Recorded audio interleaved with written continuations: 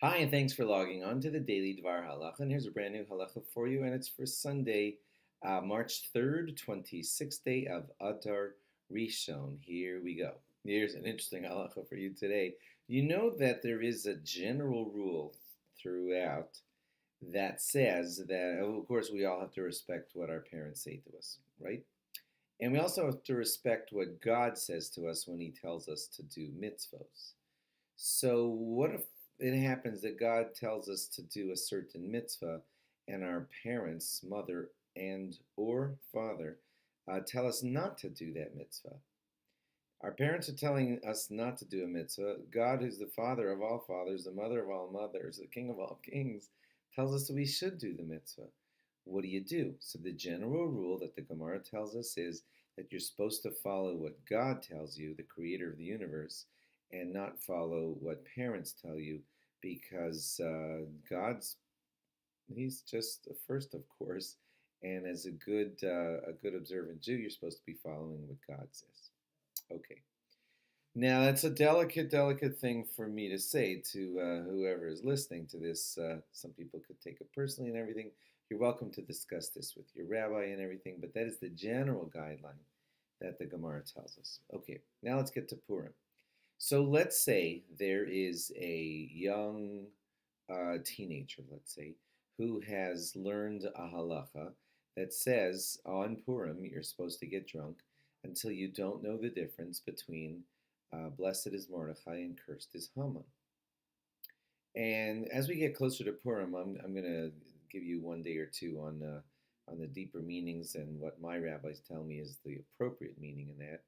But meanwhile, let's continue. So the teenager says to his dad, "Dad, I'm planning to drink a whole bottle of. I'm planning to get very, very, very drunk at my Purim Suda that I'm having with my friends or whatever, and I'm just going to get very, very drunk this Purim, staggering drunk, fall down drunk, until I don't know the difference between blessed is Mordechai and cursed is Haman."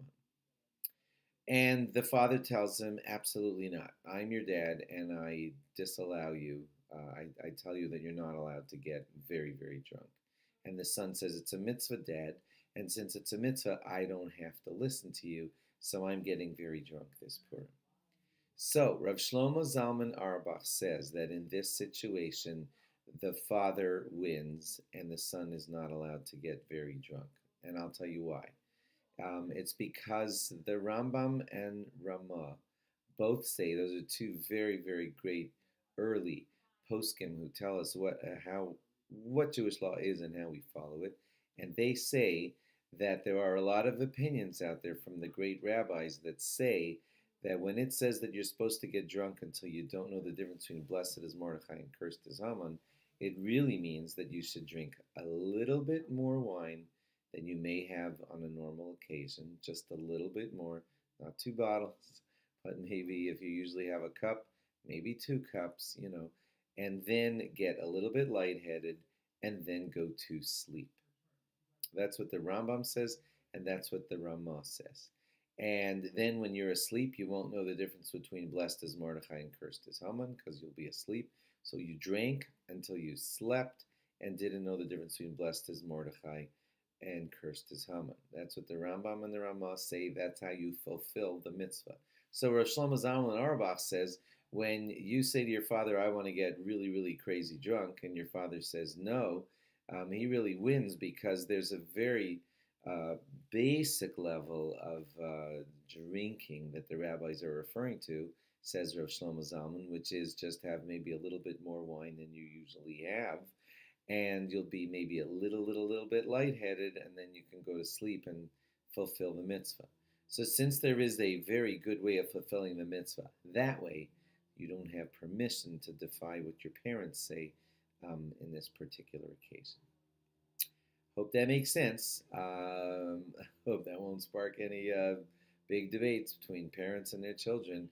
But this is the nice, smooth guideline that Rav Shlomo Zalman Auerbach tells us for this situation. Thanks for logging on, and log on again tomorrow for more.